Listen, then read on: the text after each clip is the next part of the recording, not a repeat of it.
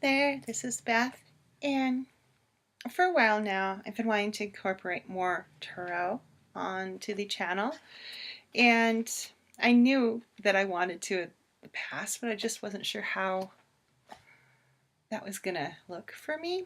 And so I've kind of been thinking over the past year or so how I wanted that to look, and I realized when I started the do a series on my blog where I take 3 tarot cards and kind of just write little blurbs so you can see how different tarot cards can create different interpretations for the same card, have different little spins.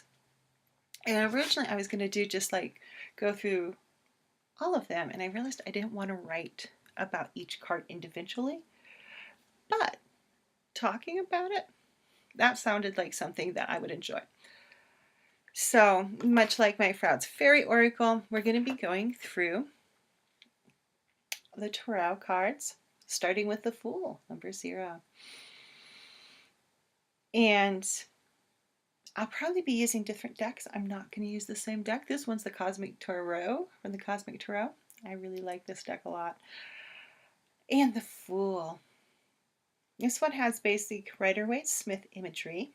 And you got the little guy with the dog, with cliff, mountains, and background. So similar, but a little different. But the Fool,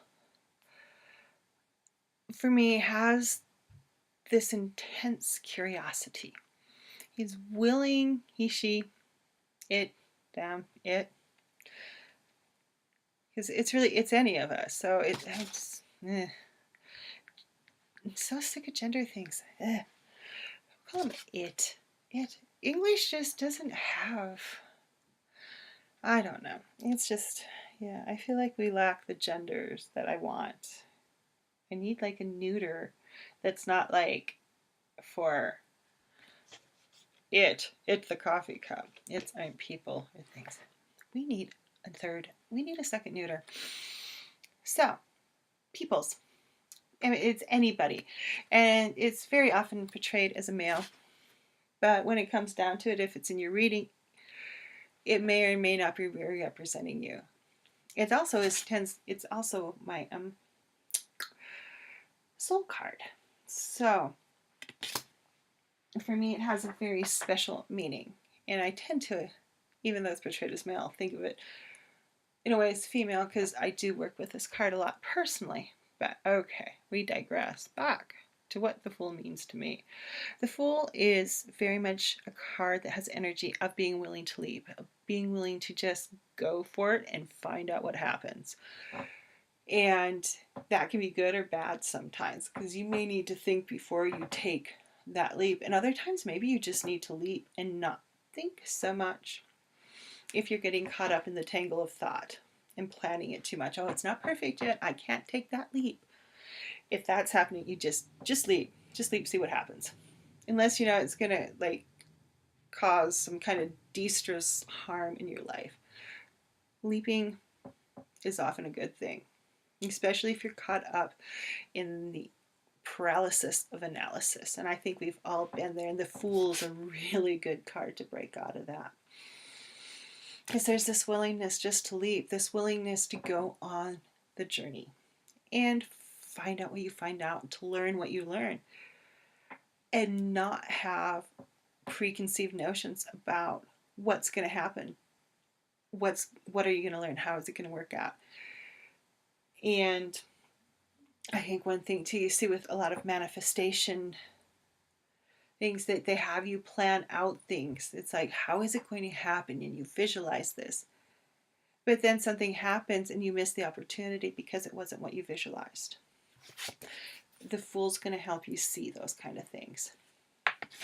Because believe me, I've had opportunity at one point where I almost kind of passed it up because it wasn't how I thought it was going to happen.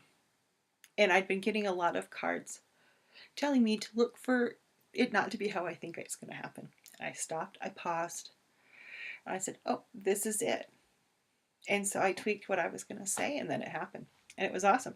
So instead of how I planned it out in my mind, how it was supposed to manifest, that did not happen. Not at all. And it never did at all.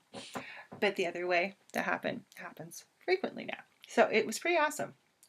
And things like the Fool coming in and telling you, hey, you need to keep your eyes out, be willing to learn what's coming your way and not what you think you need to learn.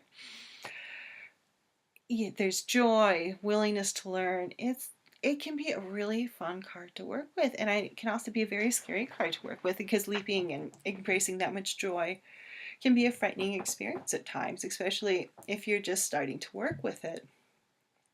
And I think too, when you kind of shut the Fool down, you stop being in the present moment. You start living from your future, your past, or what should be, not what is. What, well, it should be this way. Why isn't this way? Or you're caught up in the analysis paralysis and you can't make that leap because it's not perfect, it's not ready, this has to happen. Oh, I need to add something else to it, and I have to learn this. And why the Fool very much has a learning component to it. It also has a willingness to take what it learns and move on and keep learning and eventually start applying what you have learned. So don't be afraid to stop the learning process and take some time and leap and apply. Because that can be very powerful with the Fool too, as opposed to like, oh no, it's not perfect, I can't leap yet.